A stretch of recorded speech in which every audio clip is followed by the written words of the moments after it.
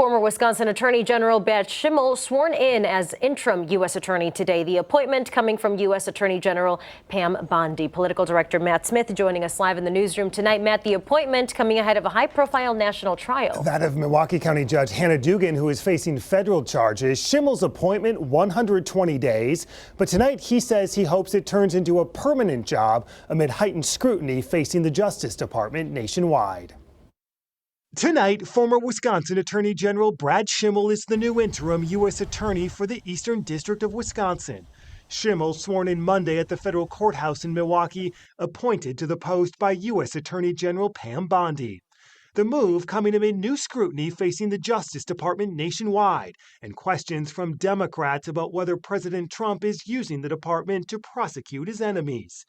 Schimel received Trump's endorsement in his state Supreme Court bid last spring, losing to now Justice Susan Crawford in what became the most expensive court race in the nation's history. Schimel, when asked about Trump in his role as a potential justice during our exclusive debate in March. Would you ever rule against President Trump? If President Trump violates the law or President Trump brings a lawsuit that he's wrong on the law, of course I would. Schimel replaces Richard Froling, who'd been acting U.S. Attorney for about 9 months and has been overseeing the high-profile prosecution of Milwaukee County Judge Hannah Dugan, now scheduled for trial in December, accused of helping an undocumented immigrant evade ICE agents after appearing in her courtroom.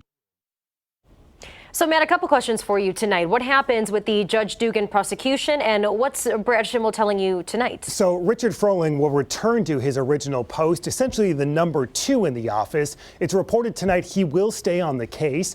As for Schimel, who was most recently a Waukesha County judge, tonight he is saying in a statement, "I am optimistic that this will become a longer-term opportunity, but whatever the case, I intend to work hard to support the team here to do great things for the people we serve." Already tonight, some criticism of the appointment, including from Democratic Senator Tammy Baldwin. All right, Political Director Matt Smith on some big news there live in the newsroom. Matt, thank you.